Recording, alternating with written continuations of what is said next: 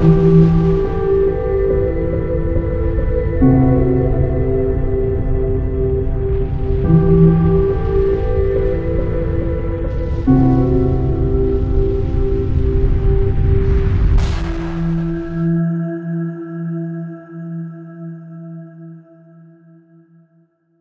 bien, bonjour à tous, nous voici pour une nouvelle émission de Face à Face. Je vous rappelle que Face à Face, c'est une émission qui vous est réservée. Si vous avez envie de passer pour discuter de sujets passionnants, vous êtes les bienvenus.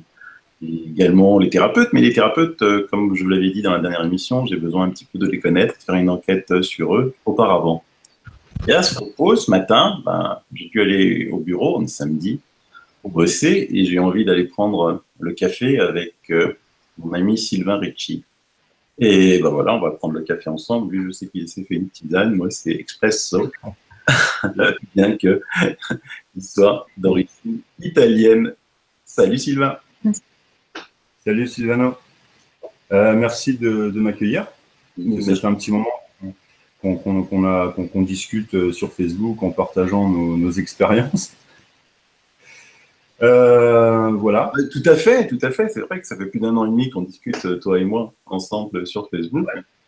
Et... Ah ouais, là, je me rends pas compte, tu vois. C'est vrai qu'il s'est passé beaucoup de choses entre-temps. Oui. Eh oui. Alors toi, d'abord, t'es quoi? T'es un informaticien, faut le savoir. Alors à l'origine, à l'origine de l'origine, je suis un ancien sportif de haut niveau. Wow. En taekwondo. Voilà. Et puis après, j'ai dû arrêter pour trouver un métier un peu plus meuble pour la famille, quoi, pour gagner ma vie, tout ça, parce que bon, j'avais pas eu mon bac. Et puis avec la pression familiale et tout ça, bon j'ai dû me bouger un petit peu. Et du coup, j'étais déjà un passionné, on va dire, de l'informatique. Voilà, depuis tout petit, j'avais mon premier ordinateur à 10 ans, où je faisais ça à côté du sport, tu vois. Et après, voilà, j'ai acheté des bouquins, j'ai beaucoup lu. Et puis, voilà, autodidacte. Et puis, j'ai fait mon premier CV au culot. Et puis c'est comme ça que je suis rentré, que j'ai fait mon chemin tranquillement, quoi, dans l'informatique. Et donc, tu es informaticien, mais moi, depuis que je te connais, tu es dans... Tu tâtes un petit peu à plein de choses dans l'ésotérisme. Je t'avais connu après une séance d'hypnose. Je ne sais pas si tu as envie d'en parler ou pas. Oui, pourquoi pas. Alors, après, on reviendra plus sur qu'est-ce qui m'a amené à m'ouvrir à d'autres choses. Mais effectivement, pour la séance d'hypnose, c'est venu à cause d'une certaine blonde que tu connais. On cite pas le nom. Non, du tout. Voilà. Qui effectivement proclamait les vertus d'un certain, je ne sais pas si on peut dire son nom, c'est un Espagnol. Qui ça? Comment il s'appelle? Grifasi. Calogero Grifasi. Il est italien, mais Calogero. Ah, c'est un Italien? Calogero, oui, c'est un Italien, mais il vit en Espagne, donc il est un petit peu plus... Ah oui, c'est pour ça, ouais, je confonds. Bon, bref, voilà. Et du coup, comme monsieur avait été booké 6 mois à l'avance, bon, j'ai regardé en France ce qui se faisait et je suis tombé justement sur une thérapeute qui faisait aussi des régressions. Voilà. Et donc, j'ai pris rendez-vous avec cette dame pour faire effectivement une régression qui s'est passée comme elle s'est passée. Enfin, je crois que je t'avais partagé ma session. Elle est publique, ta session, elle est... C'est vrai. Exact. Même si tu es flou dedans, elle est publique. C'est vrai. Et après, il s'est passé plein de choses et du coup, voilà, bon. Tu veux que je rentre dans les détails par rapport à ma régression, comment ça s'est passé, comment... Toi, tu as eu de la chance. Moi, j'ai fait plein de séances d'hypnose pour enquêter là-dessus, mais j'ai jamais eu la chance de tomber en état d'hypnose. Donc, c'est toujours par des canaux, donc tu vis rien. C'est comme si quelqu'un racontait, tu sais, une histoire à ta place ou tu lisais un livre. Oui. Mais toi, tu as réussi. Donc, tu as vu des êtres incroyables quand même. Alors, Ouais, mais alors voilà, c'est que je connais je sais ce qui est vrai de ce qui est pas vrai dans ce que je peux voir. Je me connais suffisamment pour voir à quel moment mon mental est là et à quel moment il n'est pas là. Donc à quel moment effectivement je suis canal et à quel moment je ne le suis pas et j'influence en fait la séance. Ça, j'arrive parfaitement à savoir ce qu'il en est pour moi là-dessus. Et du coup, alors je suis pas. Comment tu fais pour faire ça? C'est un don que tu as? C'est un ressenti que tu as? C'est quoi? Je peux pas te dire si c'est un don ou si c'est pas un don. Tu sais, chaque personne est unique, chaque personne, voilà, chaque personne a des sensations, a des ressentis. Après, le tout, c'est d'avoir une approche qui tente à se connaître vraiment bien à l'intérieur de soi. Bien sûr, il faut s'équiper de certains outils, des rencontres aussi, et surtout des expériences, parce que tu as beau savoir tout sur tout, mais tant que tu n'as pas expérimenté dans la vie, bah, qu'est-ce que tu en fais en fait? Tu peux rien en faire. C'est l'expérience qui permet d'intégrer justement ce que tu as pu lire ou tu crois savoir et tout ça en fait, tu vois. Voilà. Alors tout en sachant que ce qui était intéressant aussi, c'est qu'avant que je fasse cette régression-là, j'étais déjà suivi un petit moment par une kinésiologue, Ouais. qui fait aussi d'autres choses que la kinésiologie. C'est une vieille dame, hein, mais qui est très, très, très, très compétente, qui reçoit à Porte de Versailles. Elle a vu beaucoup de choses et elle, par contre, elle voit un certain nombre de choses aussi.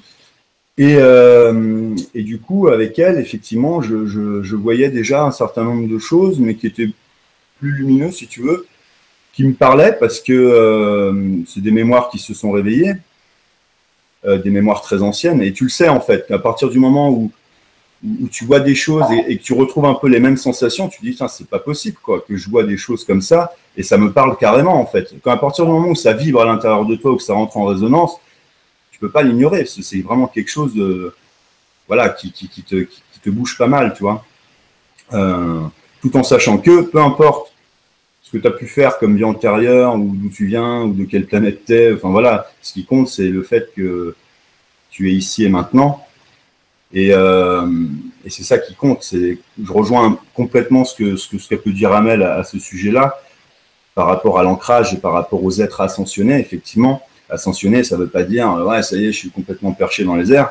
C'est avant tout d'être centré et aligné. Ça veut dire effectivement avoir un bon ancrage, le cœur ouvert. Et pour aller en haut, il faut d'abord que tu puisses être accroché en bas, sinon ça ne peut pas marcher. Tu vois? Donc c'est très alchimique en fait, tu vois, ce qui est en bas est comme ce qui est en haut, et ce qui est en haut est comme ce qui est en bas. Pour aller en haut, tu es obligé de partir du bas, c'est logique, tu vois. Voilà. Il est vrai que alors, la séance d'hypnose, elle était, on va dire, fantastique. Hein. Elle était fantastique, mais faut aussi considérer une chose, c'est que au moment où j'ai fait cette séance d'hypnose-là, je m'intéressais à des sujets très, très spécifiques concernant effectivement les races extraterrestres, les théories du complot, tout ce truc-là, tu vois. Du coup, je pense que tu es quand même conditionné avec ces ramassis de choses là qui te programment finalement l'esprit, qui te fabriquent des croyances. Du coup, ton inconscient, bah, il fabrique aussi des choses à ce niveau-là. On peut parler aussi, c'est comme un contrôle mental, hein, finalement, tu vois, quand tu restes trop scotché à des histoires d'extraterrestres, des reptiliens, ils sont partout, ils sont là, bah, au bout d'un moment, tu te mets à y croire, tu fabriques toi-même cette croyance-là. Du coup, bah, y a des peurs aussi qui arrivent par ce canal-là, tu vois. Et à partir de là, je dirais, tu laisses la porte ouverte à tout et n'importe quoi, en fait, je pense. Et effectivement, ma séance d'hypnose, elle était intéressante parce qu'elle venait effectivement, comment dire, confirmer certaines choses que j'avais pu voir auparavant, que ce soit en méditation ou que ce soit dans mes séances de kinésiologie. Mais ça représente quoi? Je dirais même pas 3-4%. Après, le reste, c'était clairement...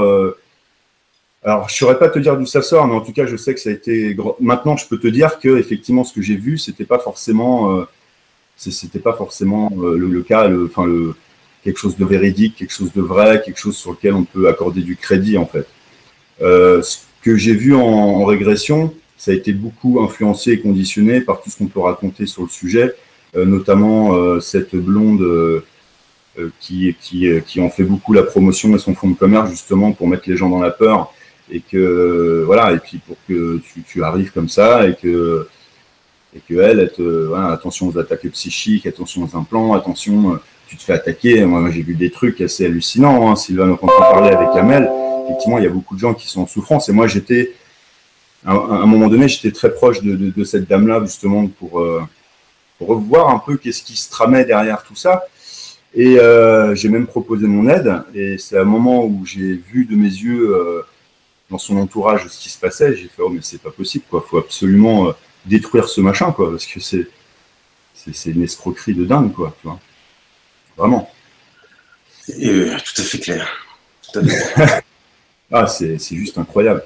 Et en fait, ce qui me permet d'avoir ce genre d'analyse aujourd'hui, c'est que par la suite, j'ai commencé un travail chamanique. Voilà, avec des gens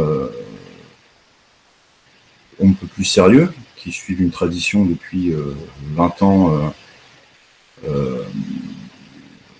au Pérou, dans une communauté très isolée, tu vois, qui n'ont pas l'influence de l'Occidentaux avec les fameux centres touristiques et le tourisme de l'ayahuasca, tu vois. Tu les as rencontrés comment? Alors, c'est une amie de longue date de ma compagne, qui est là-dedans depuis très très très longtemps. Et en fait, c'est cette amie-là qui, elle a un certain âge maintenant, elle a 50, je voudrais pas dire de bêtises, mais elle a plus de 55 ans, donc elle s'approche doucement de la soixantaine. Ça fait très très longtemps qu'elle va là au Pérou, elle a suivi vraiment une initiation avec une communauté qui est dans la région de Pucallpa. Alors pas à Pucallpa même, parce qu'à Pucallpa on prend un bateau et puis tu tapes 16 heures de bateau pour aller dans ce petit village-là, qui n'est pas connu par rapport à tous les centres qu'il peut y avoir au Pérou. Et voilà, donc on travaille avec une communauté locale qui est très... c'est des Indiens, quoi, c'est des gens qui habitent dans la forêt, c'est leur maison et tout ça, et il y a plein de valeurs humaines, enfin c'est juste incroyable. Ça pourrait faire l'objet vraiment d'une émission très dédiée, je dirais, parce qu'il y a tellement de choses à dire là-dessus. Ouais, mais du coup, je comprends le travail. En tout cas, c'est pas une communauté qui, comme l'avait décrit Amel dans son voyage de l'enfant, qui est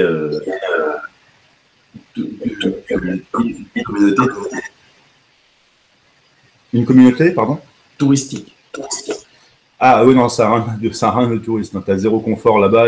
On est les seuls occidentaux qui vont là-bas. En fait, on y va 1 à 2 fois par an à peu près. Tout dépend des dispos de chacun et tout ça. On y va toujours en petits groupes. Et en fait, le chaman du village historique est décédé il n'y a pas très longtemps. Et c'est un jeune qui a repris sa place, que mon ami connaît aussi, puisqu'elle l'a vu grandir et tout dans le village, tu vois. Et c'est lui qui reprend un peu les rênes. Mais c'est vraiment... c'est juste incroyable parce que à la fois il y a la connaissance des plantes, il y a la connaissance c'est de l'arboristerie et puis des naturaux, on n'a rien inventé avec ça, tu vois, mais eux ils connaissent ça depuis de génération en génération dans la transmission orale et tout ça. Et après il y a aussi l'aspect de l'esprit où effectivement il y a tout ce travail avec la médecine, la diète des plantes et qui te permet vraiment de rentrer en reliance avec la nature et puis les animaux. Et quand je te dis en reliance, c'est qu'en fait, c'est un travail d'ancrage qui est juste incroyable parce que genre, tu te rends bien compte que tout le monde est connecté, on est tous connectés entre nous, on fait vraiment partie du vivant, on est vraiment... enfin, je saurais pas comment te dire, mais on est vraiment en résonance avec le vivant, vraiment. Les plantes, les animaux, tout ce qui est vivant, en fait. Nous, on fait partie de ça. Et il y a toute une hiérarchie à l'intérieur de ça. Et ces plantes te donnent des informations, c'est des portes, en fait.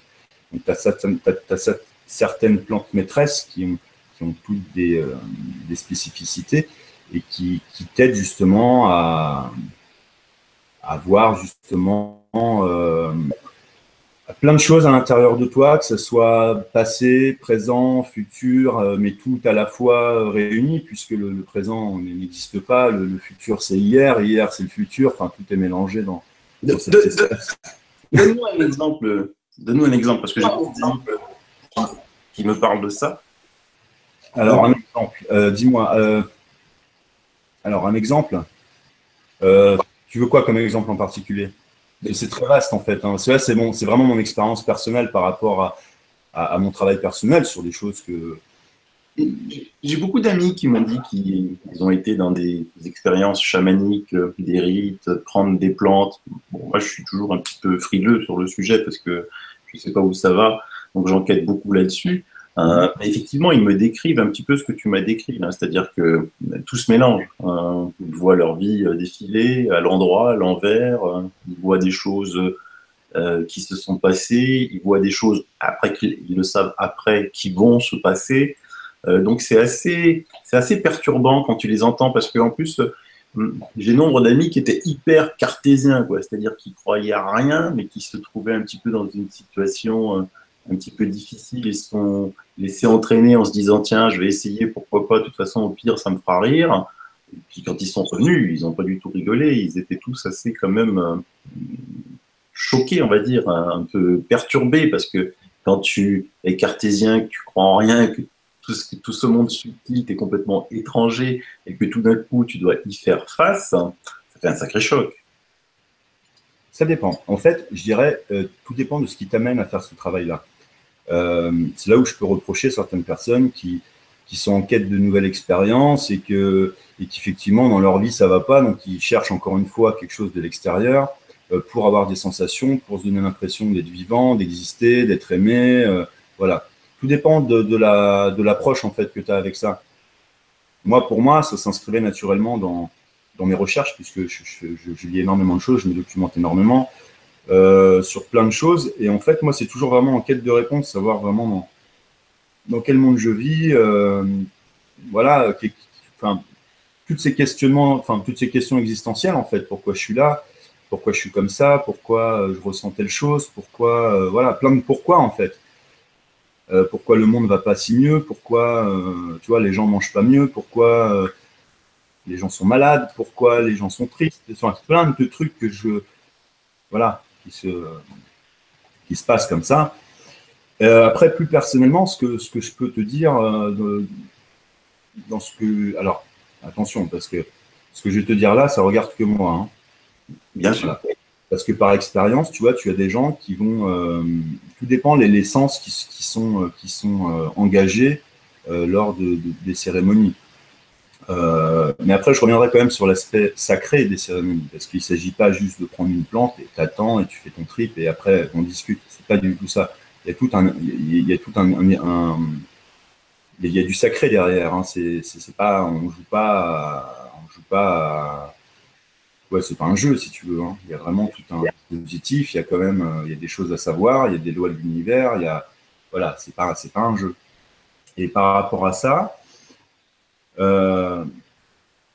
Alors, je pourrais te parler d'une expérience assez significative lors d'une cérémonie. C'est que, tu sais, je suis thérapeute aussi.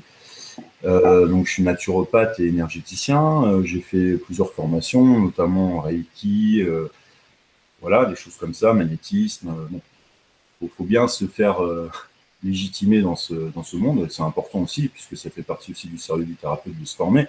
Bien que, parfois, c'est qu'une formalité, puisque tu peux avoir certaines facilités ou voilà. J'aime pas parler de dons, on pourra en reparler après si tu veux, mais voilà, j'ai certaines facilités, mais après c'est important effectivement de se légitimer, voilà, pour montrer un peu son sérieux dans ce genre de pratique.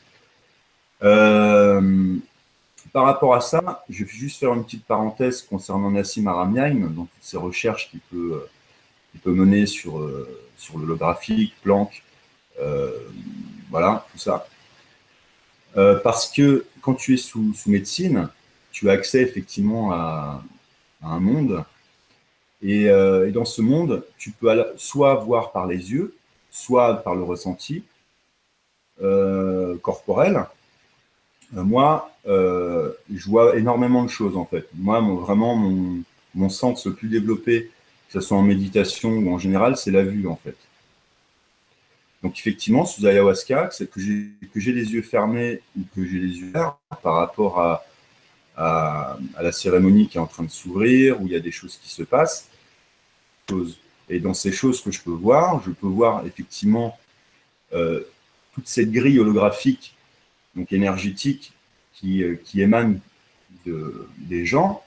Je peux voir vraiment où est-ce qu'il y a au niveau énergétique, là je te parle, hein, c'est comme, tu vois un peu l'image dans Matrix où tu as une grille et bon, tu vois les gens comme ils sont, mais tu les vois sous une forme énergétique. Et c'est des choses comme ça que j'ai vues. Et par rapport aux intentions de certaines personnes, par rapport à leurs blocages qu'ils peuvent avoir dans la vie, ou leur travail, voilà, moi je peux voir exactement dans le corps où est-ce que ça peut se situer. Après, tu peux voir aussi l'influence des sons, l'influence des chants, comment ça fonctionne, comment ça agit au niveau de l'ADN aussi. Mais ça, tu le vois, tu vois vraiment la cellule, tu vois comment la plante, dans, dans ce... Les plantes, c'est des portes, c'est des passages, dans la mesure où elle va t'emmener quelque part, elle te permet d'accéder à certaines... si tu veux. Et dans ce niveau de réalité, bah, tu es amené à voir complètement différemment. Et du coup, tu as vraiment les réponses à tes questions. Et donc, tu vois tout l'holographisme, tu vois les trous d'énergie qu'une personne peut avoir. Exactement. Enfin, alors, on n'est pas dans un cadre thérapeutique, là, dans le cadre de cérémonie, on est plus ou moins nombreux. Alors, ça excède jamais 10 personnes, hein. Mais on voit effectivement, on est amené à voir au niveau énergétique les influences, par exemple, des Icaros. Les Icaros, c'est des chants qui sont chantés pendant les cérémonies. Et c'est des chants qui sont très très anciens pour la plupart et qui ont des effets vraiment qui participent à déprogrammer et à reprogrammer les cellules au niveau de l'ADN. Ça, c'est des choses que j'ai vues de mes yeux vus, tu vois. Des chants, tu dis? Les chants, c'est les Icaros, c'est des chants sacrés. Ça rejoint un petit peu l'émission que j'ai fait avec Émeric Blanc qui disait qu'il avait fait donc les codes 5, donc des codes chantés qui reprogramment l'ADN, tu vois. En fait, on se fait une communauté là, petit à petit, et de choses qui se rejoignent, c'est très intéressant. Non, non, carrément, effectivement.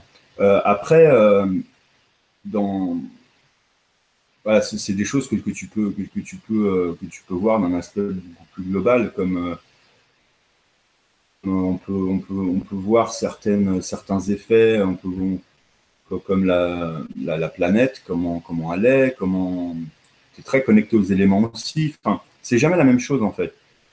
Tout dépend, ouais, je ne saurais pas comment te dire, mais en tout cas, il n'y a pas de. Il ne faut pas chercher à avoir du contrôle, à avoir du pouvoir ou avoir ces choses-là. Faut juste, dans ces cérémoniales, il faut juste être, tu vois. Faut rien en attendre, tu es juste là, voilà, tu te centres, voilà, et tu es à l'écoute de ce qui se passe. Et après, bah, la plante a fait son travail. Elle t'amène là où tu as besoin. Parce que l'âme sait, en fait, même si toi, consciemment, tu sais pas, mais ton âme, elle sait, en fait. Donc, tu es amené à voir des choses, effectivement, et à avoir réponse à tes questions. Alors ça, c'est plus, voilà, pour des choses comme ça, des situations vraiment bloquantes où tu peux avoir des choses comme ça. Donc, effectivement, ces cérémoniales vont te montrer, voilà, qu'est-ce qui se joue pour toi. Et ça te permet aussi d'accepter certaines choses, ta part d'ombre, par exemple. Tu vois plein de choses. Est-ce que tu vois tu vois des gens qui sont dans d'autres dimensions? Est-ce que tu vois des entités du bas astral, des entités du haut astral? Alors, voilà où je voulais en venir. C'est que j'en suis pas à ma première cérémonie, hein, j'en ai fait pas mal. Et j'ai jamais vu des petits grilles, des reptiliens, des aquatiques ou j'en sais rien quoi. J'ai jamais vu ce genre de truc. Vraiment.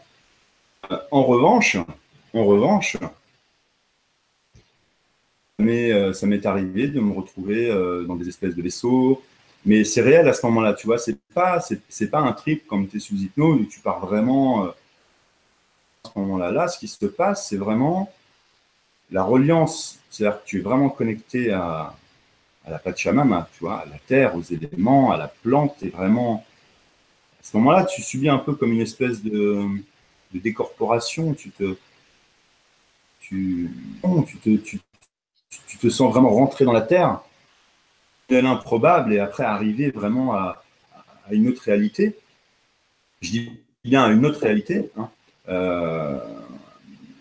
Le monde de l'invisible, tu y accèdes vraiment. Tu es vraiment amené à voir les enjeux que la planète souffre, mais tout ça, tu le vois, tu le sens, tu le vis, tu fais partie d'elle, en fait. C'est pour ça que j'insiste bien sur le mot reliance, parce que à ce moment-là, tu es vraiment, tu fais qu'un. Et il n'y a pas de séparation, en vrai. Notre monde actuel tente à vraiment nous séparer de tout ce qui est du spirituel, du vivant, de tout ce que nous, on est au plus profond de nous-mêmes, en fait, tu vois. Je ne parle pas des religions, ça, c'est encore autre chose. Mais justement, il n'y a pas à avoir peur, en fait, de ce genre de pratique, parce qu'elle contribue juste à restaurer notre état d'origine. Par la vision, de te montrer, ou par des sensations, dans le ventre ou dans ton corps, tout ça. Mais vraiment, c'est c'est une reconnexion. Alors effectivement, tout dépend de ton conditionnement, de tes croyances et tout ça. Et cette expérience-là peut être plus ou moins bien vécue, tu vois. Tout à fait. Est-ce qu'il y a des dangers quand même à faire ce genre de choses? Alors, oui, il y en a. Alors déjà, le premier danger, c'est avec quel état d'esprit tu y vas. Ça, c'est le premier danger. Deuxième, c'est et où, dans quelles conditions, dans quel cadre. Et après, il y aurait éventuellement un troisième danger, effectivement la prise de certaines plantes qui peuvent effectivement de ton état de santé, si tu prends des médicaments ou pas, effectivement, c'est peut-être pas conseillé. Mais là, encore une fois, ça dépend avec qui tu y vas et dans le cadre dans lequel tu es. Tu vois, par exemple. Oui, c'est clair. Voilà. Mais ces gens-là le savent, hein, voilà, ils savent très bien que si tu es en dépression, que tu prends certains médicaments, effectivement, il ne faut pas prendre de l'ayahuasca, par exemple, ou d'autres plantes, parce que c'est pas bon. Mais après, tu as des centres qui sont spécialisés, par exemple, le centre Takiwasi, qui est spécialisé dans la toxicomanie, tout ce qui est addiction aussi, donc cocaïne, drogue et tout ça, et qui a été créé par le docteur Mabi, là-bas, et il parle français aussi, il fait beaucoup de recherches aussi depuis plus de 30 ans, hein. C'est un centre qui est mondialement connu pour ça. Tu vas là-bas pendant des périodes plus ou moins longues, où tu vas vraiment suivre un protocole très strict, donc avec des suivis psychologiques, avec des diètes spécifiques, et avec du travail avec l'ayahuasca, guidé par un chaman. Voilà. Et ils n'ont que des résultats positifs, en fait, tu vois. Quand tu discutes avec les autochtones là-bas, eux qui ont l'habitude d'être connectés à la Terre depuis qu'ils sont nés, qu'est-ce qu'ils te racontent? Ils te racontent des histoires sur cette Terre? Pour eux, la Terre, elle est vivante, elle est quoi? Alors, c'est un peu compliqué parce que là-bas, ils parlent. Alors, moi, je ne parle pas espagnol couramment, mais ils ne parlent pas forcément beaucoup. Comme nous, on aime bien comprendre tout ça, mais pour eux, si tu veux, c'est leur état naturel, la nature. C'est vraiment quelque chose de très différent. Tu vois vraiment à quel point nous, on est coupé de tout, avec nos immeubles en béton, nos routes, nos voitures, nos feux rouges, nos commerces. C'est assez. Eux, leur quotidien, ils sont nés dans ce. Ils sont nés dans la forêt, si tu veux. Pour eux, c'est vraiment quelque chose de naturel. Ils racontent rien de spécial, si ce n'est juste tout se passe dans l'observation, en fait. Quand tu les vois, même les enfants, les familles, tout ça, tu vois comment ça se passe. C'est quelque chose de complètement naturel. Je vois. Voilà. Après, effectivement, dans les visions, il y a des choses assez drôles. Comme une fois, j'avais vu une porte, parce que je vois beaucoup de portes, moi, dans mes visions. Des portes très étranges, hein, qui peuvent être à la fois soit dans des montagnes, soit sur le sol. J'ai pu voir à quel point il y a vraiment des centres énergétiques clés sur la Terre. Et il y a vraiment des portes c'est vraiment des portes qui te permettent vraiment de voyager. Hein. C'est pas des bêtises. Hein. Vraiment, c'est pas des bêtises. Et encore, c'est pas un jeu. Hein. C'est pas Stargate non plus. C'est pas allez les mecs, on va se faire un trip. Dans une recherche très personnelle. Et après, pourquoi, voilà, il faut vraiment se poser la question, c'est pourquoi on fait ça? Alors pourquoi tu fais du chamanisme? Pourquoi tu prends des plantes? Pourquoi tu fais du tambour? Pourquoi, voilà, c'est pas un hobby, quoi. Tu vois. Et alors toi, ça t'a amené à quoi tout ça? Alors moi, déjà, ça m'a amené à me connaître un peu mieux moi-même, déjà, premièrement. Ça m'a donné beaucoup de réponses sur l'importance du vivant, donc à la fois les animaux, à la fois les plantes. Voilà. Et après, ce que ça m'apporte, ça apporte certaines destructions de schémas de conscience qu'on peut avoir, issus de l'éducation, issus du système qu'on a, afin d'en créer des nouveaux, mais on va dire un peu moins, comment dire ça, un peu moins figé. peu plus en reliance, voilà, vraiment ça, c'est arrêter de croire ce qu'on nous a dit, ou voilà, enfin, je ne saurais pas te décrire parce que là, du coup, tu vois, c'est un exercice auquel je me confronte pas tous les jours, en fait, hein. C'est un exercice que je me livre avec toi, mais effectivement, ouais, ça déprogramme beaucoup de conditionnements qu'on a pu avoir et tu retrouves un peu ton état d'origine. Voilà, donc tu es plus en phase avec ce qui se passe, tu vois. Exemple, moi au quotidien, que ce soit les pleines lunes ou les nouvelles lunes, tu vois, on les célèbre avec ma compagne, voilà, on honore la lune. Pourquoi ça? Pourquoi? Pourquoi? Parce que c'est des énergies. La lune, c'est très féminine, donc tu as la lune ascendante, la lune descendante, donc quand elle est en phase ascendante, elle prend vraiment son énergie jusqu'à son apogée, tu vois. Elle respire, en fait, tu vois. C'est comme nous, finalement. Tu vois, elle a des cycles. Quand elle part en phase ascendante, bah voilà, elle perd son énergie. À l'image des marées, tu vois, marée haute, marée basse. Et tout ça, c'est des mouvements énergétiques qui s'opèrent.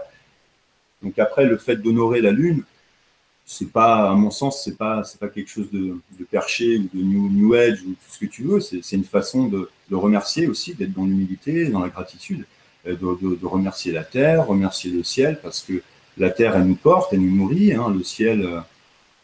Enfin, tu vois, enfin, c'est des éléments. On oublie tout ça en fait. On oublie.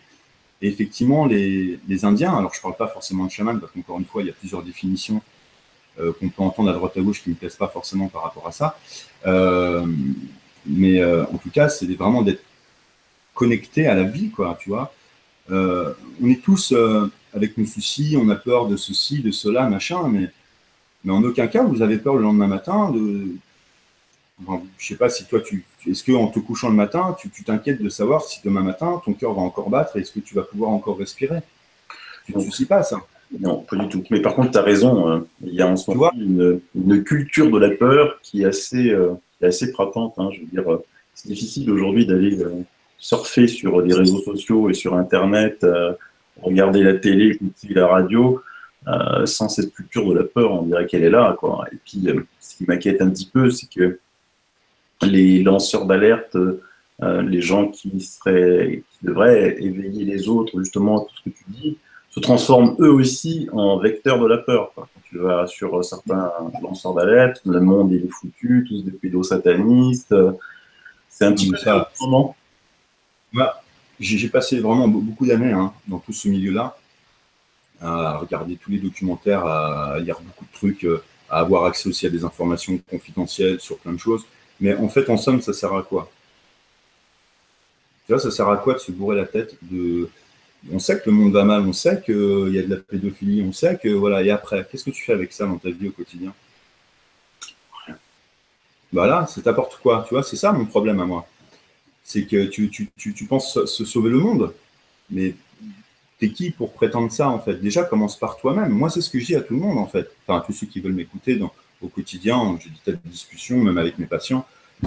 Ce que je dis toujours, c'est que même commence déjà par te changer toi-même en fait. Si toi, t'es pas bien, améliore ta vie, essaye une autre façon de t'alimenter. Pense à toi, prends soin de toi, prends soin de ta communauté en fait. Ta communauté, c'est quoi? C'est ta famille proche déjà. Euh, Essaye de développer ton petit jardin, ton petit potager, d'être mieux en fait, tu vois, toi-même en fait. C'est vraiment. Et si toi tu vas mieux, les gens vont voir que tu vas mieux, tu vas rayonner différemment, si tu veux. Et petit à petit, tu vas contaminer, si tu veux, ce truc-là, et c'est que comme ça que les choses pourront changer. C'est pas en disant d'aller voter pour un tel ou d'aller faire des manifs pour ceci. Il ne faut pas attendre quelques changements de l'extérieur, encore une fois. On n'est plus maintenant dans ce mode de fonctionnement, à mon sens. On doit sortir de là, en fait. Donc ça doit commencer par nous, en fait, tout simplement. Là, je rejoins vraiment voilà, Pierre Rabhi, Irène Grosjean, Thierry Casasnovas, tous ces gens-là qui font des choses extraordinaires.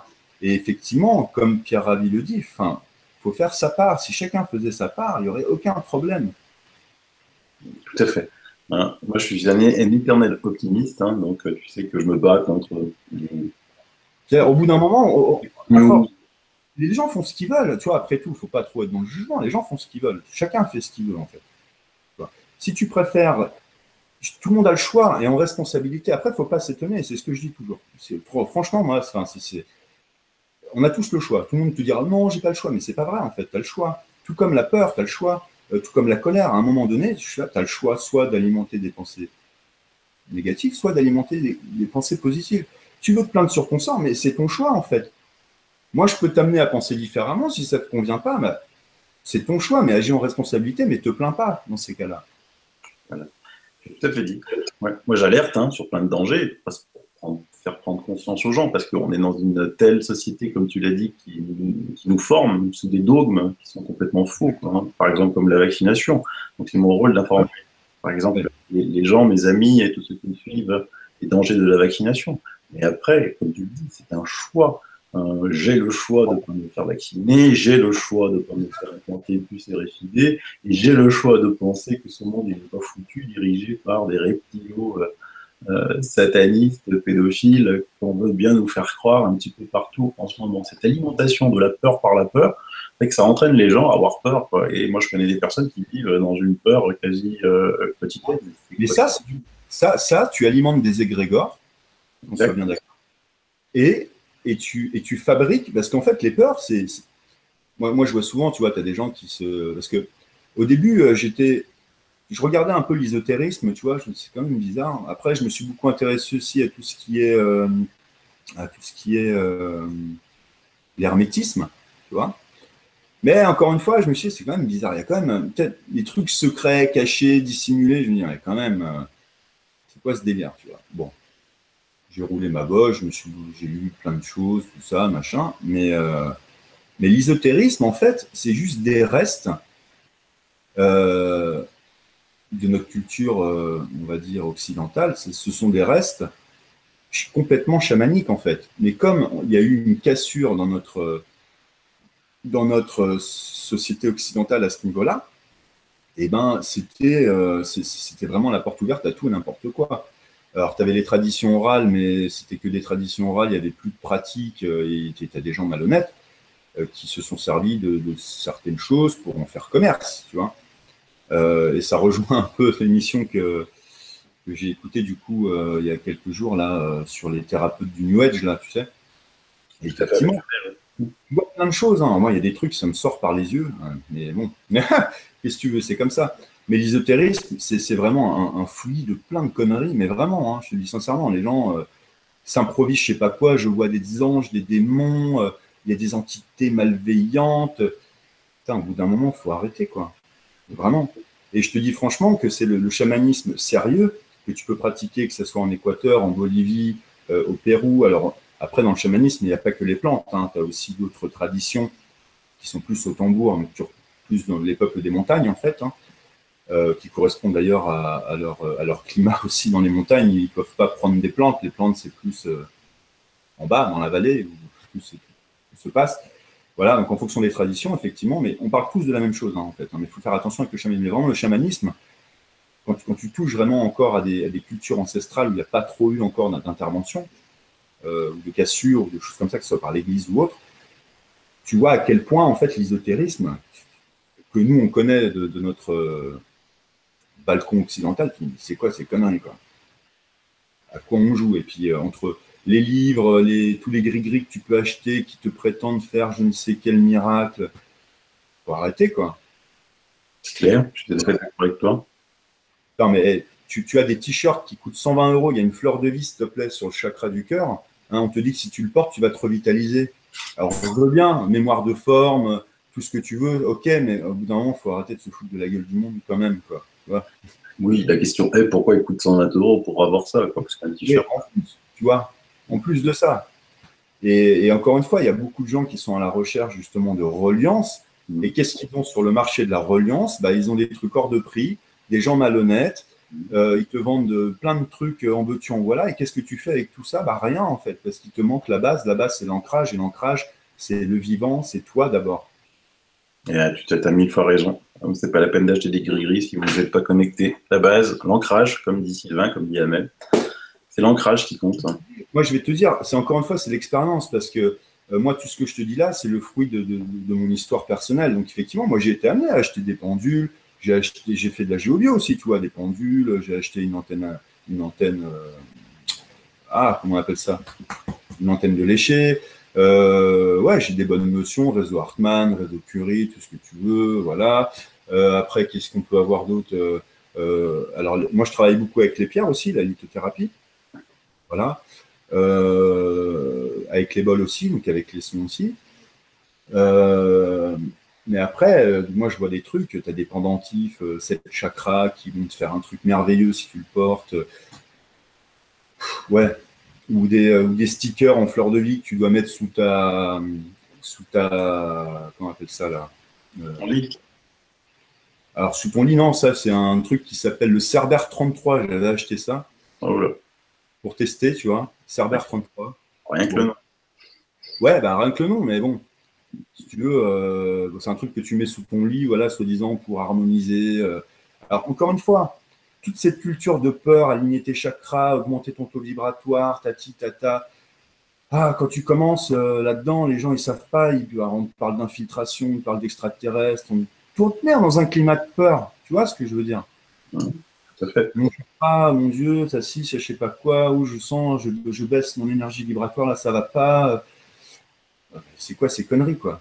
Et hélas, avec la puissance d'Internet, des réseaux sociaux, des web TV, des web radios qui peuvent se créer en 5 minutes, Incroyable. Incroyable. ça va qu'empirer tout ça, ça va qu'empirer. D'ailleurs, tu vois un petit peu, tu parlais tout à l'heure de l'hypnose, quand tu vois les titres de toutes ces vidéos, t'as que des maîtres, des rois, des reines, des princesses. Walt Disney, quoi, tu vois. En gros, tout le monde a été soit un pharaon, soit Horus. Tu étais Horus, toi, hein, je crois, dans ta régression. Non, Horus, l'aigle Horus venait te porter. Non, je sais plus. Bref, je m'en souviens plus. Et donc, c'est quand même un peu, ça va aggraver les choses, hélas. Et j'aimerais bien voir une vidéo d'une régression. On dit, ben Gérard, il était simple maçon dans une vie antérieure, quoi. Je pense pas que je la verrai, celle-là. Encore les vies antérieures, oui, mais je sais pas. Moi, enfin après, Quelle est la position entre le chamanisme, la prise de plantes et les vies antérieures? alors, moi, je suis toujours en recherche, hein, tu sais. Faut savoir aussi, c'est que tout ce qui est amené à voir, faut pas le prendre pour argent comptant, Bien sûr. comme tout. C'est pas parce que on va te montrer telle ou telle chose que forcément c'est comme ça ou machin. Non, c'est très subtil. C'est vraiment, c'est pas parce que tu vois un dragon qu'avant tu étais un dragon. Enfin, faut arrêter aussi. Tu vois, il y a ton mental a une banque de données et puis il va te montrer. Enfin, comment dire, tu as un phénomène de transformation entre la plante et comment elle va te donner l'information pour que toi-même tu puisses y accéder et la comprendre. Tu vois ce que je veux dire? Si elle va te montrer quelque chose, si elle veut te montrer quelque chose et que ton cerveau va utiliser des images, si tu veux, qui ne va pas du tout correspondre avec quelque chose que tu seras amené à comprendre, bah, c'est pas comme ça que ça marche. Tu vois? Enfin, je sais pas. C'est pour ça que c'est très personnel. Les visions que tu peux avoir sont très personnelles, mais encore une fois, c'est pour signifier quelque chose par rapport à ton histoire, par rapport à d'où tu viens, par rapport à tout ça. Après, moi, dans mes vies antérieures, j'ai pas de, dans tout ce que j'ai pu faire, moi, ce qui en est ressorti pour moi, et c'est ce qui vient aussi confirmer la façon dont j'ai grandi, la façon toute ma vie, hein, les étapes par lesquelles je suis passé, et aussi les difficultés à vouloir appartenir à ce monde aussi, tu vois, à pas comprendre, vraiment être étranger quelque part, étranger mais sans l'être, c'est-à-dire qu'en fait, ce qui me paraissait étranger, si tu veux, c'était le comportement des êtres humains. En revanche, ce qui me paraissait pas du tout étranger, c'était les plantes, la nature, vraiment les animaux aussi, enfin tout ça. Ça, c'était complètement familier. C'est dans mes cellules, je me rends compte à quel point c'est juste incroyable et merveilleux, quoi, tu vois. Et alors, on est C'est- venu à créer une association, qui s'appelle l'association Libellule. Oui, c'est ça. C'est une association qu'on a créée pour plusieurs buts. Le premier but, c'est d'organiser des séances de méditation et de cercles de femmes organisés par ma compagne et des cercles d'harmonisation. Donc ça, c'est moi qui le fais. Voilà. C'est quoi ça, des cercles d'harmonisation? Alors, en fait, ça porte plusieurs noms. Tu retrouves cercle mixte, ça veut dire cercle où il y a des hommes et des femmes, si tu veux. C'est pour ça qu'on a appelé ça cercle d'harmonisation, parce que d'un côté, il y a les cercles de femmes, il n'y a que des femmes, d'accord, où ils vont travailler essentiellement le féminin sacré. D'ailleurs, on pourra en revenir parce que j'ai fait beaucoup de recherches là-dessus aussi. Si on parle de féminin sacré, mais on ne parle pas de masculin sacré. Ça a été beaucoup un problème, mais qu'il fallait que je résoudre dans ma tête. Parce que tu n'avais pas connu Amel, parce que eux, ils ont fait le masculin sacré, le féminin sacré et le couple sacré. Oui, voilà, effectivement. Mais alors après, voilà, moi, par mes lectures et tout ça, je suis amené à m'interroger là-dessus, si tu veux. Et en fait, voilà, tu as le masculin d'un côté, le féminin de l'autre. Et en fait, finalement, ce qu'on pourrait appeler le féminin sacré, euh, c'est tout simplement la guérison par le cœur, en fait. De ce que moi, je peux en comprendre aujourd'hui, dans mes expériences et dans ce que je peux expérimenter, c'est que le féminin sacré, il n'est pas forcément rattaché, si tu veux, à la femme ou au sexe féminin. Le féminin sacré, ça va être vraiment l'aboutissement d'une harmonie entre le côté masculin et le côté féminin. Moi, je ne suis Pour faire pas simple. calé pour te répondre là-dessus, parce que je suis pas trop intéressé à tout ça. D'après ce que j'ai pu entendre quand même de ce que dit Amel, le féminin sacré est quand même assez centré sur l'utérus. Bah alors après, oui, effectivement. Enfin, il y a des. Oui, enfin, ça dépend de quel féminin sacré on parle. Effectivement, si on parle du féminin sacré pour la femme, pour qu'elle-même incarne son féminin à elle, effectivement, tu vas retrouver les cycles menstruels déjà. Donc chaque cycle est très bien coordonné, qui a des symboles aussi. C'est la femme, c'est celle qui va donner la vie aussi. Donc tu as toute cette notion elle crée la vie si tu veux. Mais de l'autre côté, tu as le masculin qui va venir ensemencer si tu veux ça. Donc il apporte vraiment la graine. Donc ça, on pourrait dire que c'est le côté masculin sacré, mais euh, le féminin sacré, pour moi, c'est pas que rattaché aux femmes, justement. Maintenant,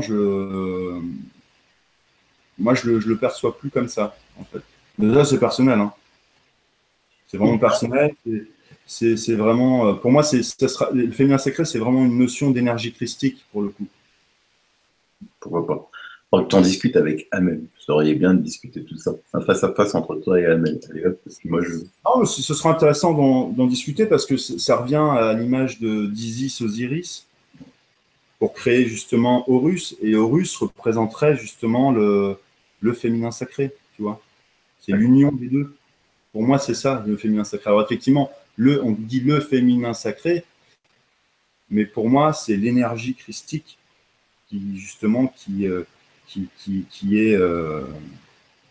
est créée à l'issue du masculin et du féminin. Voilà. Mais aujourd'hui, il y a une autre chose, c'est qu'on parle effectivement du féminin sacré aujourd'hui à juste titre, parce que la femme a tellement été mise de côté ces dernières années. Même, je dis ces dernières années, mais on pourra remonter à très très très très loin. Mais à tous les niveaux, que ce soit sexuellement, socialement, enfin à tous les niveaux, tu vois ce que je veux dire. Donc effectivement, le féminin sacré, dans le but qu'elle se réapproprie sa place qu'elle se réapproprie son corps de femme, et tout ça, oui, ok, on peut parler de féminin sacré dans ce côté-là, moi ça me va, il n'y a aucun problème. Mais après, je parle vraiment plus dans niveau spirituel, pour moi, le féminin sacré, ça représente vraiment l'énergie classique. Mais là, on est sur une autre fréquence, en fait. Voilà. Et dans ton association, il y a un item, je ne sais pas ce que c'est, il y a marqué Temazcal. Qu'est-ce que c'est que ça? Alors, c'est T-E accent aigu M-A-Z-C-A. Alors, les Temazcal, c'est des huttes de sudation. Des quoi? Des huttes de sudation. D'accord. Et ça sert à quoi? Alors, les huttes de sudation, ça sert à plein de choses. D'un point de vue corporel, alors, ça te permet de détoxifier ton corps à mort. Voilà, c'est plus puissant qu'un sauna ou un hammam réuni, en fait. Donc, tu transpires énormément. Ça dure très longtemps. C'est-à-dire que c'est chaud et puis c'est humide en même temps ou... Alors, en fait, c'est une hutte. Hein, c'est ce qui est monté avec des bouts de bois. Tu as des bâches par-dessus pour bien isoler pour que la vapeur reste à l'intérieur. Au milieu de cette hutte, tu as un trou. OK? Je te dessine le truc. Voilà. Ensuite, tu as un feu à l'extérieur qui se fait, dans lesquels il va y avoir des pierres volcaniques qui vont être mises à chauffer. OK? Et après, les pierres, donc tu as 4 portes à franchir dans un Temazcal. La première porte, tu vas avoir 7 pierres qui vont rentrer. OK? Tu vas avoir des petites plantes médecines qui vont être mises sur les pierres. Ensuite, de l'eau. Ensuite, on ferme la porte. Donc, ça chante, voilà. On chante au tambour et tout ça. Donc, la température monte tout doucement. Ensuite, la deuxième porte, hop, on ouvre, il y a encore des pierres qui rentrent. Rebelote, on fait le même truc. Et ça, 4 fois. D'accord. Voilà. Et pourquoi 4 fois, tout ça, ça sert à quoi? Alors, 4 fois, alors, 4 fois, ça représente les 4 directions. D'accord. Nord, sud, est. OK. 4 fois aussi parce que chaque pierre, donc au total, tu en as 28. Et en fait, ça correspond aux 28 vertèbres que tu as le long de la colonne vertébrale. Si je ne me trompe pas. Voilà. Et puis, tu transpires beaucoup. Donc, la température monte progressivement. Donc, il fait vraiment très, très, très, très, très chaud à la fin de la 4e. Et après, hop, on sort de la hutte et on va se plonger dans la rivière qui est juste à côté, qui est de l'eau qui vient des montagnes, et ça te fait un bon... c'est juste agréable. Voilà, donc ça, c'est pour l'aspect technique. Après, pour les images, c'est qu'en fait, tu subis une renaissance. Ça veut dire le fait de rentrer dans cette hutte de sudation-là, c'est comme si tu retournais finalement dans le ventre de ta maman, si tu veux. Puisque le Temazcal, ça représente à la fois le ventre de la mer et le nombril de l'univers. D'accord. Okay. Mais ça, tu fais toi ou il faut aller au Pérou pour faire ça? Non, alors nous, j'ai rencontré un chaman équatorien qui fait ça à la frontière suisse, du côté de Onex, d'accord, en Suisse, à la frontière. Et on fait ça là-bas dans la forêt. Ah bah dis donc. Voilà, donc c'est vraiment génial. C'est vraiment bien. Et du coup, tu as la reliance aussi, parce que lui, c'est un chaman, c'est un homme médecine donc d'Équateur. Il fait que ça. Hein, il passe 6 mois en France, 6 mois en Équateur. Et vraiment, il partage vraiment toute sa culture. Alors, il ne fait pas que des Temazcal, il fait aussi des cérémonies. Il fabrique des tambours, il fabrique des tas de trucs. Il chasse aussi. C'est vraiment quelqu'un d'exceptionnel. Très simple, c'est juste incroyable. Et du coup, tu as tout un processus aussi dans ce Temazcal-là, parce qu'il ne s'agit pas, c'est pas qu'une hutte de sudation, parce que tu as tout un protocole, si tu veux. Tu as le feu sacré qui est ouvert, dans lequel tu vas prendre toi-même les bûches de bois, où tu vas poser une intention très claire sur ce que tu veux brûler, sur ce que tu veux te débarrasser en toi. OK. Donc ça, tu vas le faire plusieurs fois, à voix haute, puisqu'il faut que ça sorte de ta bouche, il ne faut pas que ça reste à l'intérieur de toi, puisque c'est vibratoire, si tu veux. Hein. Après, tu vas faire la même chose avec les pierres, mais là, c'est plus sur ce que tu veux apporter dans ta vie, ce que tu veux changer en positif. D'accord ? Donc, d'un côté, tu brûles ce que tu ne veux plus, et de l'autre côté, tu vas planter tes graines, représentées par les petites pierres. Donc, chaque pierre, donc, portée par les intentions de chacun, vont arriver dans la hutte, et à chaque fois, il y a des intentions qui sont posées sur chacune des pierres qui arrivent pour nous-mêmes, pour tout le monde entier, voilà, avec on va retrouver un mélange d'herbes essentielles, des herbes sacrées, quoi. Tu vas retrouver du palo santo, tu vas retrouver de la sauge, tu vas retrouver du mapacho, des choses comme ça, tu vois. Et tout ça, avec la vapeur et tous les principes actifs qui sont générés de ces plantes-là, c'est juste incroyable à vivre. Et effectivement, quand tu sors de là-dedans, tu te sens renaître. Mais c'est le, Vraiment, c'est un accouchement, quoi, vraiment. et c'est le retour de tous les gens qui font ça. Bah, tous ceux que j'ai emmenés là-bas, tous ceux que j'ai vus et qui y vont sérieusement, hein, effectivement, c'est le retour, ouais, effectivement. D'accord. Et toi, tu parles de plantes parce qu'en fait, toi, tu t'es aussi spécialisé dans les plantes, toi. Alors, effectivement, moi, dans la naturo que je pratique, alors, j'ai plein d'outils, hein, mais c'est vrai que je travaille beaucoup avec les plantes, ouais, tout à fait. Et tu as découvert, c'est des trucs classiques ou tu as découvert des plantes qui mixaient avec d'autres, font des choses assez extraordinaires? Alors, bah, tu sais, l'univers des plantes, elle est étudiée depuis beaucoup de siècles, hein, tu vois, donc euh, il n'y a rien de nouveau si ce n'est aller à la recherche de certaines synergies et aussi toujours passer par ton expérience à toi, hein, avec tes propres synergies, ce qui se correspond à toi, ce qui correspond à toi ne peut ne pas correspondre aux autres et ainsi de suite. Voilà.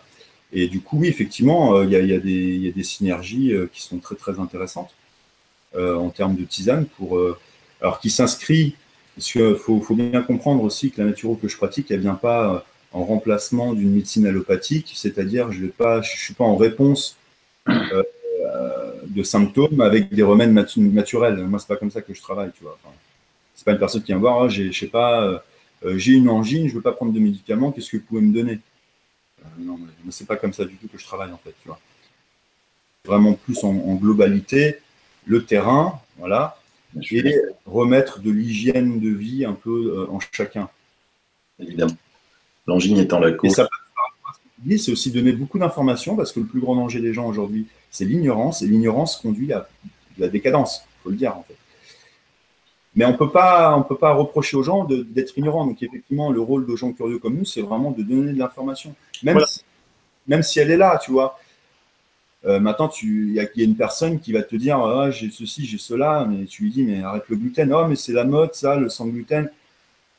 Comment ça, c'est la mode? Au bout d'un moment, il faut arrêter les conneries. Il y a tellement d'informations ou de livres qui ont été écrits, que ce soit par le professeur Joyeux, par le docteur Signalet ou d'autres encore. Il y a tellement de livres aujourd'hui très scientifiques pour ceux qui ne jurent que par ce biais-là.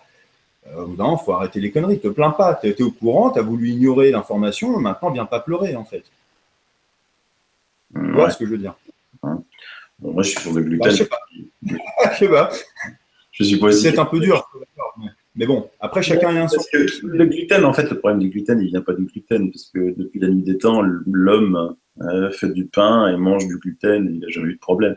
Le problème, c'est toute la transformation génétique qu'on a fait subir au blé depuis très longtemps. Enfin, je sais pas, moi, quand j'étais petit, les champs de blé étaient très hauts, maintenant ils sont tout petits comme ça. Pourquoi? Parce que comme ça évite, quand il y a du vent, qu'ils se couchent. Donc, je sais pas ce qu'ils ont mis. En plus, on met maintenant plein de pesticides, on met plein de saloperies dedans. Donc, des fongicides. Donc, aujourd'hui, manger sans gluten, ça veut dire manger bio, mais je pense que si tu manges bio directement en gardant le gluten, t'as pas plus de soucis que si tu enlèves le gluten. Euh, bah, je sais pas. En tout cas, ce qui est sûr, c'est que moi, je te dis de mon expérience aussi, et puis par rapport aussi au retour que j'ai de mes patients, le fait d'arrêter de manger, alors quand je te dis du gluten, c'est effectivement, comme tu as si bien dit, les produits transformés, issus par des semences qui sont par notre ami Monsanto, qui font du bon boulot, hein, faut le dire. Hein, Et oui, voilà. Ça, c'est hein, le problème. voilà, non, carrément.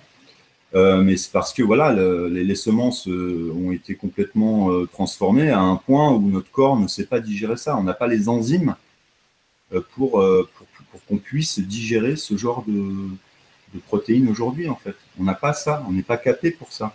Et il faut bien que les gens comprennent aussi que, en parlant de semences, que une loi interdit aux paysans de réensemencer sa propre récolte. Donc, il est obligé de se fournir dans un catalogue Mais c'est incroyable. isonormé et qui doit acheter ses graines dans ce catalogue isonormé. Une association fantastique comme par exemple le Cocopoli, dans le sud de la France, qui garde des très vieilles graines de toutes les plantes, a eu un procès au dos parce qu'elle était hors la loi, qui leur fallait 100 000 euros, qu'il y a une cotisation nationale qui s'est lancée pour sauver le Cocopoli, on leur a donné 100 000 euros. Donc, il faut bien comprendre que vous êtes tenu par le système. Imaginez un système qui vous interdit de ressemer votre propre récolte. C'est juste aberrant, quoi. Mais ça, c'est aberrant. Et franchement, c'est anti-vivant, quoi. On tue la vie, en fait. Tu la vis. On tue la vie, en fait. Les graines appartiennent à personne. La terre appartient à personne. Tu vois ce que je veux dire? Exactement. C'est juste incroyable, incroyable. Tu vois, là-bas, au Pérou, par exemple, si tu as envie de, je sais pas, de te faire construire une petite maloca à côté, bah, tu vas là où il y a la place, en fait. C'est pas, tu demandes un terrain, je sais pas quoi, mais non, tu te mets à côté, tu te mets là, tranquille. Tu vois ce que je veux dire? Enfin, ça appartient à personne. Bah oui. Voilà, ici, tu vois notre monde, mais c'est juste hallucine, quoi. Ah oui. Bah, ça n'a rien à voir. Non, c'est juste hallucine. Mais oui, t'as raison, mais enfin après, voilà, combien de livres ont été écrits là-dessus, combien d'études ont été faites, combien de reportages on peut voir sur YouTube là-dessus. Enfin, on peut plus ignorer ça, tu vois. Les gens qui sont encore à regarder leur TF1 et machin, mais merde, quoi. Je veux dire, en fait, ils sont plus responsables, comment dire, ils donnent leur pouvoir aux gens. Tu donnes le pouvoir, faites ce que vous voulez de moi, et puis. D'ailleurs, c'est un petit peu la baseline de ton association Libellule qui dit en chemin vers plus de conscience et de connaissance de soi. J'aime bien ça. Parce que aujourd'hui, effectivement, alors il faut pas brusquer les gens. Les gens, ils sont comme ils sont, avec leur histoire personnelle, avec leur chemin, avec voilà. Mais c'est vrai que l'idée d'instaurer un peu des méditations, de les amener un peu à corps, déjà, se réapproprier notre corps déjà. Analyser et puis voir avec eux les éventuels blocages émotionnels, voilà, leur montrer comment accueillir une émotion, parce qu'une émotion, elle n'est pas positive, elle n'est pas négative, une émotion n'est que émotion. Ce qui va la rendre positive ou négative, ça va être les pensées que tu vas nourrir. Et à partir du moment où tu choisis de nourrir soit des pensées lumineuses, soit des pensées pas très lumineuses, bah, il va y avoir des réactions. Voilà, enfin. Donc c'est vrai que le fait d'amener les gens par la méditation à déjà se détendre, et puis qu'ils puissent reprendre contact avec leur corps, avec leurs sensations, déjà c'est bien déjà. Tout à fait. C'est un peu se rendre compte aussi, à travers les cercles de méditation, à quel point on peut partager certaines sensations identiques, certaines visions identiques, et c'est là où on voit la reliance aussi entre nous, où on est quand même connecté en fait, tu vois. Tout à fait. Entre nous, et c'est ça qui est intéressant. Après, je mets en place aussi des ateliers naturopathiques pour apprendre aux gens aussi, enfin pour donner de l'information sur comment on prépare l'hiver, les cures de détox, les plantes à avoir toujours chez soi, voilà, la trousse naturelle de l'hiver par exemple, des choses comme ça. Après, il y aura aussi des balades dans la forêt à côté de chez nous pour identifier. Alors justement, oui, c'est où chez toi? Alors chez moi, c'est Saint-Rémy-les-Chevreuses. C'est où? Dans la vallée de Chevreuse, dans les Yvelines. D'accord. Voilà. Et il y a des jolies forêts dans le coin où on peut vraiment apprendre à reconnaître les plantes médicinales de chez nous, quoi. Tu vois, voilà. C'est vrai que c'est une belle région. Et c'est bien cette idée. Comment tu as eu cette idée de faire cette association? Bah, c'était comment j'ai eu enfin, en fait, avec ma compagne aussi, puisque elle est exactement sur la même ligne, sauf qu'elle est kiné. Mais justement, ce qui est intéressant aussi par rapport à sa pratique, c'est que elle est kiné, mais elle fait pas de la kiné classique. Elle intègre aussi de l'énergétique, elle intègre aussi des pratiques chamaniques au sein de ses séances aussi, pour rajouter vraiment le côté holistique, parce qu'on peut pas ignorer. On peut pas ignorer comment dire, le corps n'est pas qu'un corps, derrière tu as l'esprit aussi, tu vois. On ne peut pas ignorer l'esprit quand tu travailles sur le corps, et on ne peut pas ignorer le corps quand tu travailles sur l'esprit. Et elle intègre ça aussi dans sa pratique. Et moi, dans ma pratique aussi avec la naturo, sauf qu'elle, elle est plus finalement dans le corps que moi, parce qu'elle, c'est vraiment, c'est son chemin, c'est son parcours, tu vois. Elle a commencé par la danse, donc tu vois, c'est très corporel aussi, tout ça. Et moi, c'est plus au travers la naturo, plus au travers l'alimentation, l'hygiène de vie, et aussi, du coup, l'énergie, le corps et l'esprit, vraiment. Le corps, tu peux y accéder de plein de façons, hein, par l'alimentation, par les plantes, par les massages, par plein de choses, en fait, plein de choses. Parer les deux, hein. On ne peut pas traiter le corps sans traiter l'esprit et vice-versa. Impossible, impossible. Bah, c'est super, je mettrai dans les plus des commentaires le site web de ton association Libellule pour ceux qui nous écoutent et qui sont dans les villes tout proches puissent venir vous voir allègrement. On donne des soins aussi, on donne des soins, voilà, des soins pour ceux qui en ont besoin. Parce que moi, dans mon approche naturo, effectivement, j'inclus des soins. Qu'est-ce que tu fais comme Je ne les impose pas, moi, des soins énergétiques, en fait. D'accord, ok. Tout simplement, voilà. C'est très bien. Donc, c'est ça comme on veut, hein, Reiki, machin, mais le problème, c'est que je ne suis pas à la quête d'une formation de tel style ou tel style, c'est que voilà, je me suis formé en Reiki, je suis niveau 2 en Reiki, à côté il y a du magnétisme, enfin tout ça, tu vois, on sépare encore une fois les choses, Reiki, magnétisme, je sais pas quoi, mais voilà, moi je sépare pas parce que je me centre au maximum et j'intègre ces outils, mais de façon complètement spontanée et naturelle, tu vois. À partir du moment où tu essayes de contrôler une pratique, où tu es plus dans le faire que dans le être, ça peut pas marcher. En tout cas, c'est pas. Tu as fait raison. Tu peux pas marcher.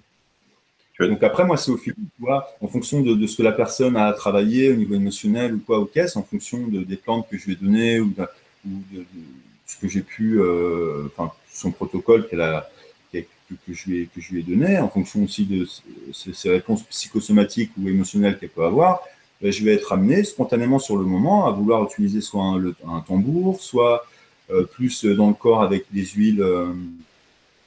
Je prépare moi-même à base soit du Palo Santo ou d'autres types d'huile, tu vois, soit des bols, soit des cymbales, soit le silence, voilà. Donc, soit en imposant les mains, soit voilà, en utilisant de l'agua florida, ou de la caranga, ou de l'agua de rosa, ou une plume d'aigle, ou une plume, voilà. Enfin, il y a plusieurs outils comme ça qui correspondent à.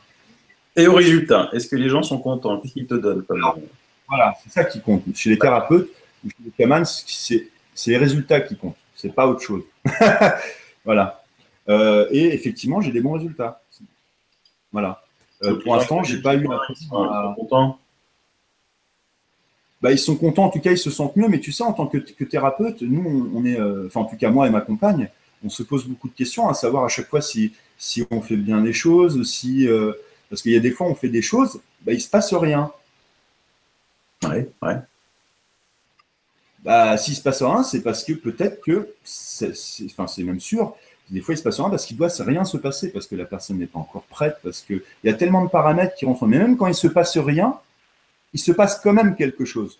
Parce qu'il y a des fois où nous, on ne voit rien, et puis la personne, 2-3 jours après, elle va te faire un feedback de dingue. D'accord. Je me sens beaucoup mieux, c'est génial, j'arrive à dormir, j'ai plus mal au ventre, ou alors des fois, tu as l'impression qu'il se passe plein de choses.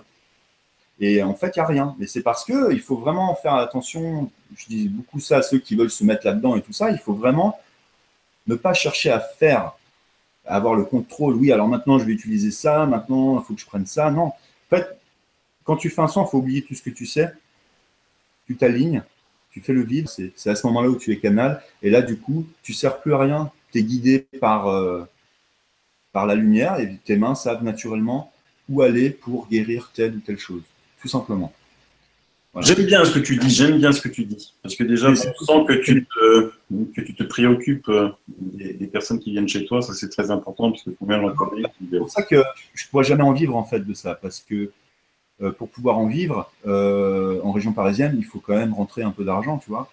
Et si tu veux faire un travail sérieux, il faut au moins prendre le temps avec les gens, au moins 1h30, 2 heures, tu vois. Ouais. Moi, ma première séance en naturo, quand quelqu'un vient me voir, peu importe le problème, je prends le temps, 2h30, tu vois, des fois. Le minimum, c'est 2 heures, mais des fois, ça peut même aller jusqu'à 3 heures, tu vois, parce qu'il y a des gens qui aiment boire pour des cancers, des choses comme ça, ou même maladie de Crohn, des fibroses pulmonaires, plein de choses comme ça, tu vois. Et tu prends le temps avec les gens, c'est important, en fait. Ouais. Tu peux pas juste, bon, qu'est-ce que vous avez, salut, au revoir, tiens, je te fais un son, ça va te faire du bien, mais on en est où, là? J'ai oublié de dire que Sylvain fait ça vraiment par passion, quoi. C'est-à-dire qu'il a gardé son job d'informaticien et tu fais ça quand tu te dégages du temps. Et tu le fais C'est ça, passionnément. tout à fait. Exactement, oui. C'est Ouais. exactement ça. Hein. Parce que, comme tu le dis, vu comme tu es un passionné, j'en connais d'autres, hein. Coucou Émeric. quand quand tu es passionné, hélas, ça ne correspond pas du tout avec la notion d'argent parce que tu vas passer tellement de temps. Hein, c'est comme aujourd'hui, les généralistes, bah, tu passes pour faire des sous parce que à 24 ou 25 euros, je ne sais plus combien elle est, la consultation de généraliste, bah, il faut qu'ils en fassent une dizaine par toutes les 2 heures, donc ça va vite, quoi. Donc tu prends pas le temps, et quand Et tu prends pas le temps, ben, et tu sais que j'ai eu un problème au début, figure-toi, parce que au début, je voulais vraiment changer de métier et puis vraiment apporter quelque chose de beaucoup plus humain aux gens, en fait, par rapport à mon expérience personnelle, par rapport à des soucis par lesquels je suis passé, tu vois. Enfin, je suis passé par la case de pervers narcissique, je suis passé par la case où je portais des lunettes, j'avais des problèmes de vue, j'étais beaucoup plus gros que ça. Tu vois, donc mon parcours, il est issu aussi de tout ce que je peux faire en naturo, tout ce que je peux donner aux patients, c'est d'abord, je l'ai expérimenté sur moi. En fait. C'est pour ça que je dis bien, il faut expérimenter et intégrer.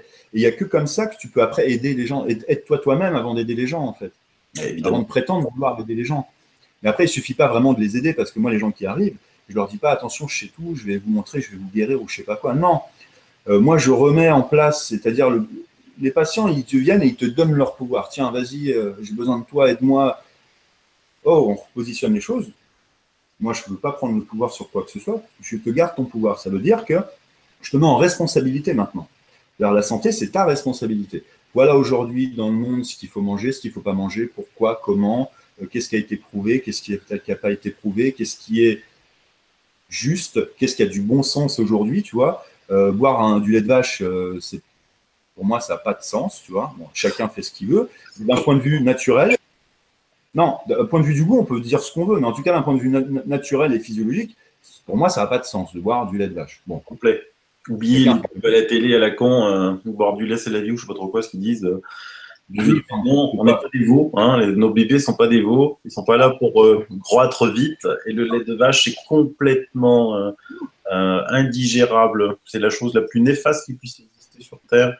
Avec... on peut croire pendant des années que c'était source de calcium. Hein. Et on s'en fout complètement du calcium. Nos os ne sont pas faits comme ceux des veaux qui ont besoin d'avoir des os effectivement rapidement solides. C'est pas le cas des végétaux. Voilà, il y a le problème des hormones déjà, et puis le calcium présent dans le lait, en fait, on ne peut pas l'absorber. Tu vois, c'est pour ça qu'on parle de calcification des os, ostéoporose. Toutes les maladies en os sont liées au lait, en fait. Tu vois. Voilà. Le calcium, tu le prends par exemple dans le chou kale. C'est bien ça, le chou kale. C'est quoi le quoi? Le chou kale, le chou frisé. Ah, le chou frisé. Ça s'appelle, tu l'appelles comme ça. D'accord. Par exemple. Tu te fais un petit jus avec du chou kale ou tu manges du chou kale, c'est super bon. Et là, tu as vraiment ton apport en calcium, par exemple. Voilà, mais ça, enfin, c'est pour tout. Hein. Tu vois, le café aujourd'hui, mais même le tabac, tu vois, le tabac. Moi, je travaille en cérémonie avec le mapacho, donc c'est du tabac sacré.